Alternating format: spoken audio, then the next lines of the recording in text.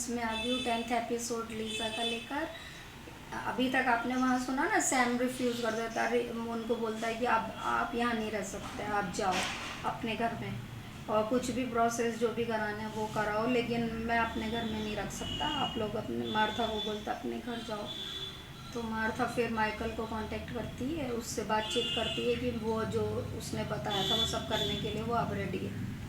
तो उधर माइकल कहता है मैं तो अब एब्रॉड गया हुआ हूँ, मैं तो यहाँ हूँ ही नहीं, तो मैं तो अब मुझे आने में तो 1 महीना लग जाएगा। वो बोलती है 1 महीने में तो वो स्प्रिट मेरी बेटी को मार देगी, कोई और रास्ता बता। तो बस वो यही कहता है कि चर्च में फादर से जाके तुम लोग बातचीत करो, फादर कोई ना कोई रास्ता बनाएंगे, उसके लिए बताएंगे। बाकी मैं तो बाहर हूँ, कि जब मैं तुम्हारी हेल्प करने आया था तब तुमने हेल्प नहीं ली, और अब मैं बाहर हूँ। अब मुझे पता नहीं भाई मैं कब तक यहाँ पहुँचूँगा, 1 महीना तो लग ही जाएगा।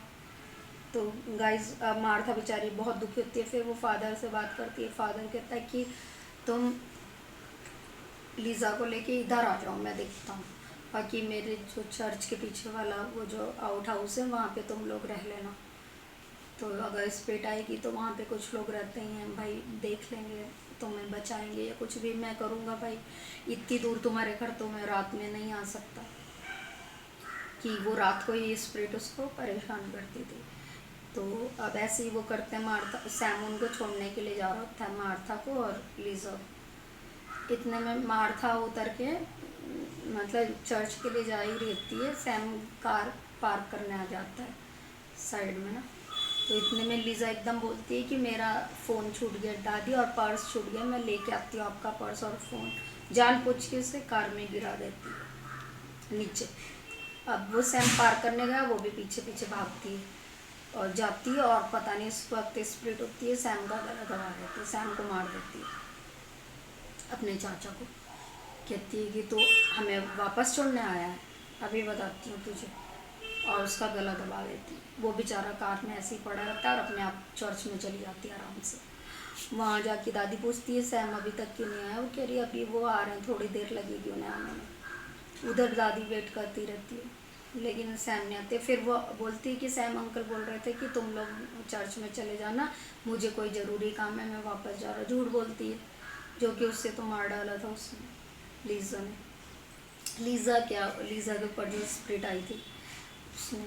अब लीज़ा एकदम से नॉर्मल बिहेव करती है चर्च में, फादर को देख के तो बिल्कुल नॉर्मल हो जाती है और हंसती है, बात करती है। फादर मैं तो ठीक हूँ, रात को बस ऐसा होता है मुझे, ये सब चीज़ ठीक है मेरे साथ, बस मम्मी डर रही है, दादी डर रही है, ऐसे करके बोलती है। फादर कहते हैं हाँ।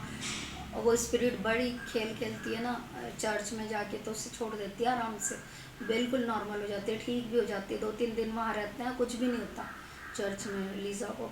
फिर फादर कहते हैं अब वो स्पिरिट चली गई, एक बार उस स्पिरिट को मैं बुलाता हूँ, उससे पूछता हूँ, हो सकता है उसने इसको माफ़ कर दिया हो, तो वो ठीक होगी हो लीज़ा, और वो चली गई हो।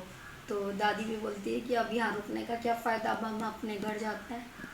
अब जब घर जाती है तो अपने बेटे को फ़ोन लगाती है।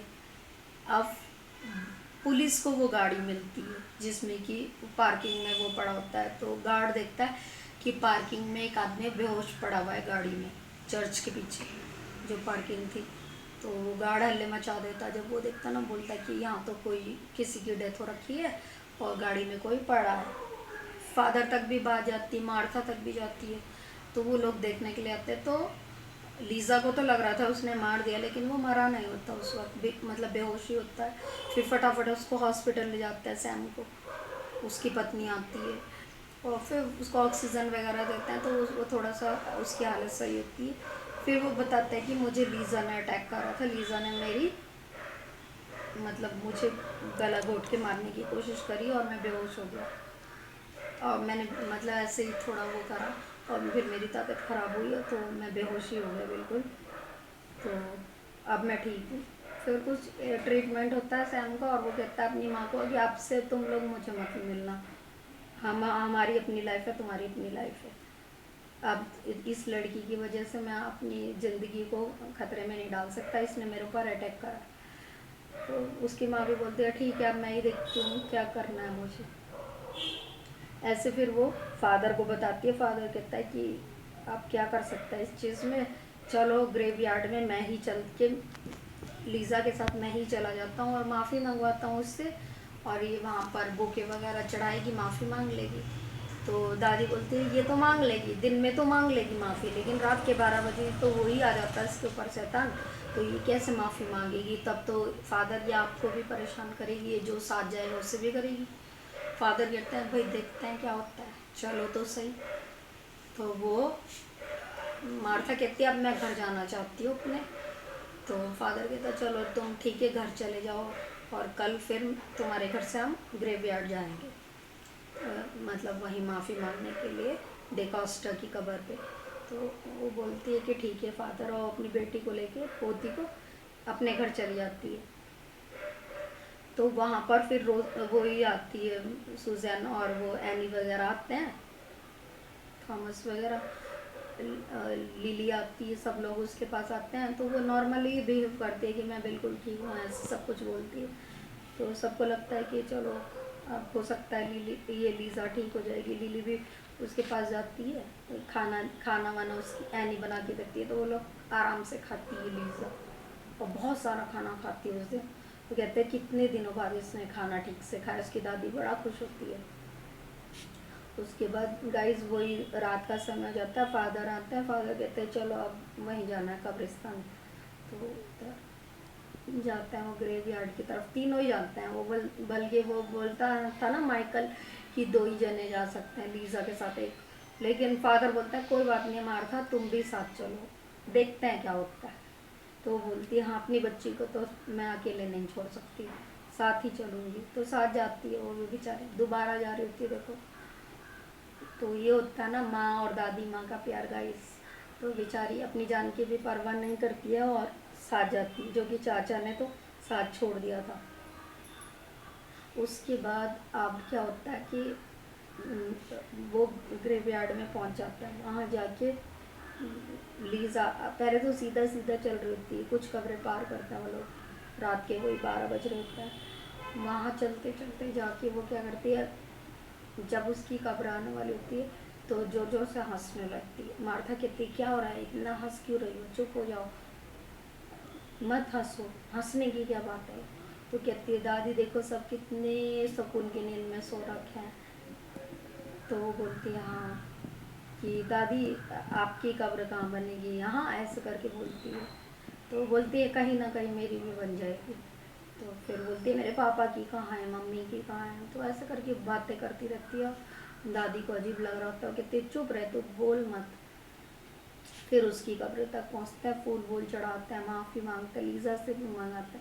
तो लीज़ा को बोलता है झुक जा और माफ़ी मांग, सिर झुका, हाथ बांध के खड़े हो जा, सर झुका के माफ़ी मांग उससे, घुटनों के बल बैठ के माफ़ी मांग उससे। तो वो बोलती है मैं घुटनों के बल बैठ के माफ़ी नहीं मांगूंगी, ऐसे ही बोल दूंगी सॉरी, सॉरी डिकॉस्टा। तो बोलती है सॉरी डिकॉस्टा। तो इतने में से कोई आवाज़ नहीं आती, जैसे पिछली बार फूल गिरे थे ऐसा नहीं होता, फूल भी नहीं गिरता है और कोई आवाज़ भी नहीं आती। सब वहाँ पर से मतलब कब्रिस्तान से शांति से वो तीनों वापस आ जाते हैं फादर के साथ, क्योंकि फादर साथ थे, हो सकता है इसलिए कोई स्पिरिट उन्हें परेशान नहीं कर रही थी। क्रॉस होता है फादर के पास, तो वो बाइबल के कुछ अपने वो पढ़ते हैं उनकी शांति के लिए, डिकॉस्टा की और बाकी और उसके लिए, और फिर वो लोग वापस आ जाते हैं। तो फादर बोलते हैं अब लीज़ा बिल्कुल ख़तरे से बाहर है, और आज की रात अगर पार होगी, इसने कुछ ऐसी हरकत नहीं करी, तो समझो कि लड़की को माफ़ कर दिया उसने। तो मार्था खुश होती है, कहती है कि बस ऐसा ही होना चाहिए फादर। फिर फादर अपने घर चले जाते हैं, रात को इनको इनके घर ड्रॉप कर देते हैं। अब ये घर आ जाती है मार्था और लीज़ा अपने घर में, बस लेट रही होती है रूम में। मार्था बोलती है तेरे साथ मैं ही सोऊंगी आज। तो वो बोलती है नहीं दादी मुझे डर नहीं लग रहा, मैं अपने रूम में आराम से सो जाऊँगी, तुम अपने रूम में सो जाओ। ये बोल के लीज़ा सोने के लिए चली जाती है।